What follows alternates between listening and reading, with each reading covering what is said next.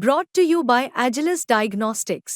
Health test की बात आती है तो मैं भरोसा करता हूँ India's largest diagnostics company Agilus diagnostics. खुद को टेस्ट करते रहो। गौतम अदानी पर हिंडनबर्ग, राहुल गांधी और लंदन के फाइनेंशियल टाइम्स ने खूब आरोप लगाए।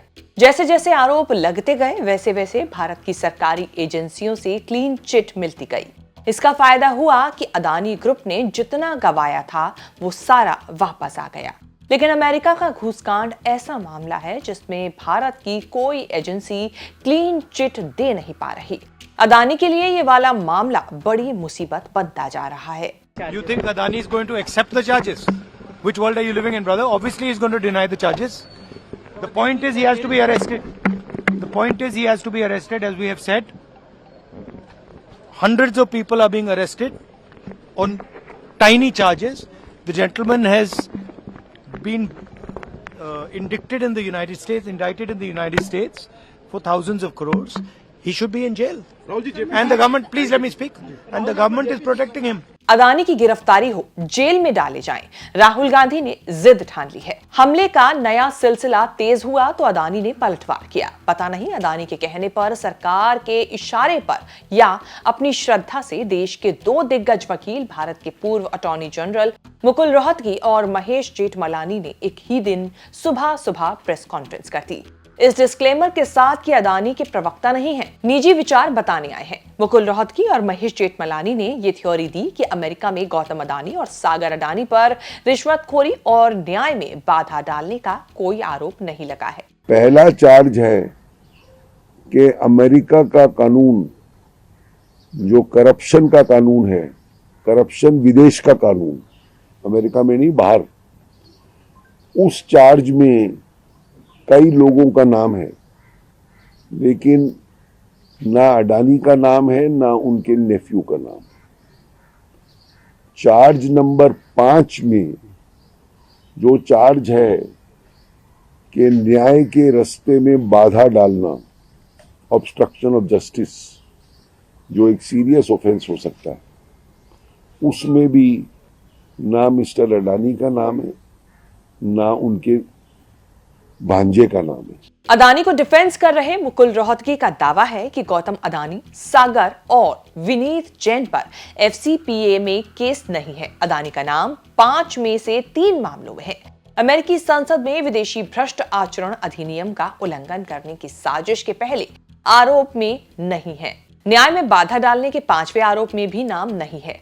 वकीलों ने सवाल उठाया कि रिश्वत किसे दी गई, किस तरह से दी गई, इसका भी जिक्र नहीं है, जबकि केस में ये जानकारी होना जरूरी है। महेश जेठमलानी ने दलील दी कि अमेरिका में नई सरकार आने वाली है तो इतनी जल्दबाजी क्यों की। आप हमें ये बताइए कि चर्चा की जरूरत कहाँ है, क्यों है? क्योंकि आज तक ना इंडाइटमेंट में ना कांग्रेस पार्टी ने कुछ भी सबूत पेश किया है जिसके आधार पे यहाँ पे कोई भी जांच होना चाहिए। सबसे पहले आपको ये देखना चाहिए कि कुछ कानून का उल्लंघन, ब्राइबरी कानून, प्रिवेंशन ऑफ करप्शन एक्ट का कुछ उल्लंघन हुआ यहाँ पे, फिर उसके बाद आप देख सकते हैं। लेकिन सबसे पहले आप इतने जल्दबाजी क्यों कर रहे हैं, और वो भी जब आपका एडमिनिस्ट्रेशन अब एग्जिट कर रहे हैं, नया एडमिनिस्ट्रेशन आ रहा है जिसके प्रेसिडेंट इलेक्ट ने कहा है कि ये डिपार्टमेंट ऑफ जस्टिस ने टैक्स पेयर्स का $100 मिलियन को बर्बाद किया है और हम इस पर जांच करेंगे। और मुझे कोई शक नहीं है कि ये जो कार्य हुआ है, ये इंडाइटमेंट, इसके बारे में भी यूएस में जांच होगी। मुकुल रोहतगी और महेश जेठमलानी की प्रेस कॉन्फ्रेंस ने अदानी के अमेरिका वाले केस को स्पिन दिया, लेकिन अदानी पर महीने से रिसर्च कर रहे जयराम रमेश ने कलई खोल दी। रोहतगी और जेठमलानी की प्रेस कॉन्फ्रेंस को मोदानी इकोसिस्टम का कानूनी शिगुफा और डैमेज कंट्रोल कहा। बोले कि ऐसे हास्यास्पद प्रयास से आरोपों की गंभीरता कम नहीं होती। मुकुल रोहतगी और महेश जेठमलानी के दावों की काट में जयराम रमेश ने अमेरिका के जस्टिस डिपार्टमेंट की चार्जशीट के वो पैरे गिना दिए जिसमें अदानी के खिलाफ फैक्ट्स पेश किए गए। जयराम रमेश के दावे के मुताबिक चार्जशीट में कहा गया कि गौतम अदानी, सागर अदानी और अन्य लोगों ने भारत सरकार के अधिकारियों को रिश्वत की पेशकश करने की एक योजना तैयार की, करीब 2029 करोड़ रुपए की रिश्वत की पेशकश की और वादा किया। भ्रष्टाचार का आरोप यहां तक कि सागर अदानी और विनीत जैन ने सरकारी कंपनी SECI को गुप्त रूप से प्रभावित किया। कांग्रेस कह रही है कि पूरी दुनिया में अदानी घिर रहे हैं, लेकिन भारत में मोदी के कारण सेफ है। यहां पर वो क्यों सेफ है और कैसे सेफ है? यहां पर उनसे कोई एजेंसी सवाल नहीं पूछ रही है। सदन में उनका नाम ले लो, चर्चा तो बड़ी दूर की बात है, नाम ले लो तो सदन स्थगित हुआ जा रहा है। सभापति चीख चीख कर कह रहे हैं कुछ चीज रिकॉर्ड पर नहीं जाएगी। उनके लिए नियम कानून बदले जा रहे हैं। उनके लिए पूरी सरकार, सारे मंत्री, सारे सांसद उनकी पैरवी करते घूम रहे हैं। पूरी की पूरी भारतीय जनता पार्टी उनके बचाव में उतरी हुई है। तो ये सब क्यों हो रहा है? क्योंकि राजा की जान एक तोते में है और उस तोते का नाम अडानी है। इसके अलावा और कोई कारण नहीं है। इस मंच से हम मांग करते हैं कि लाखों करोड़ों की हेराफेरी, जालसाजी और रिश्वत के आरोपों से घिरे गौतम अडानी की जो विश्व जांच कर रहा है, विश्व की तमाम देश जांच कर रहे हैं, तमाम एजेंसियां जांच कर रही हैं, हिंदुस्तान में निष्पक्ष जांच हो। इतने संगीन आरोपों के बीच इस मंच से हमारी मांग है उनकी गिरफ्तारी हो। हमारी मांग है कि संसद में गौतम अडानी के खिलाफ लगे आरोप पर विस्तृत चर्चा हो और हमारी मांग है कि सत्तारूढ़ दल के सांसद, सरकार के मंत्री, सत्तारूढ़ दल बेशर्मी त्याग कर अडानी का बचाव करना बंद कर दे। एक व्यक्ति जिसके चलते हिंदुस्तान के rule of law and order पे, हिंदुस्तान के कॉर्पोरेट उद्योग जगत पे, हिंदुस्तान के मार्केट पे, मार्केट की क्रेडिबिलिटी पर, हमारे इंस्टीट्यूशंस पर, हर चीज पर, हमारी कॉर्पोरेट गवर्नेंस पर धब्बे लग रहे हैं, दाग लग रहे हैं, उनका बचाव बीजेपी और उसका तंत्र बिल्कुल बंद कर दे। अमेरिका के सिक्योरिटीज एंड एक्सचेंज कमीशन ने आरोप लगाया है कि गौतम अदानी और उनके सहयोगियों ने भारत में अदानी ग्रीन एनर्जी ने रिश्वत दी।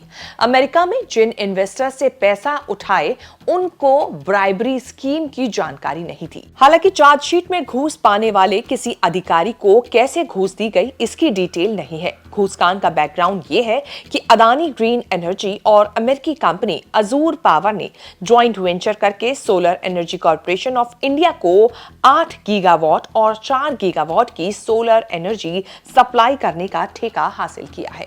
सोलर एनर्जी कॉर्पोरेशन को यही बिजली को राज्यों की बिजली कंपनियों को बेचनी थी। महंगी होने के कारण किसी ने सोलर एनर्जी कॉर्पोरेशन की ऑफर डील में घास नहीं डाली। अदानी और अजूर पावर की बिजली बिक नहीं रही थी। 20 साल में $2 अरब का मुनाफा देने वाली डील फेल हो रही थी। यहीं से रिश्वत कांड शुरू हुआ। अमेरिका की अदालत में आरोप लगे कि 2020 से 2024 के बीच अदानी और उनके लोगों ने 2029 करोड़ की रिश्वत देकर बिजली बेची। आंध्र प्रदेश सरकार में सबसे ज्यादा 1700 करोड़ की रिश्वत दी गई। बिजली आंध्र, तमिलनाडु, जम्मू कश्मीर, ओडिशा, छत्तीसगढ़ को देनी थी।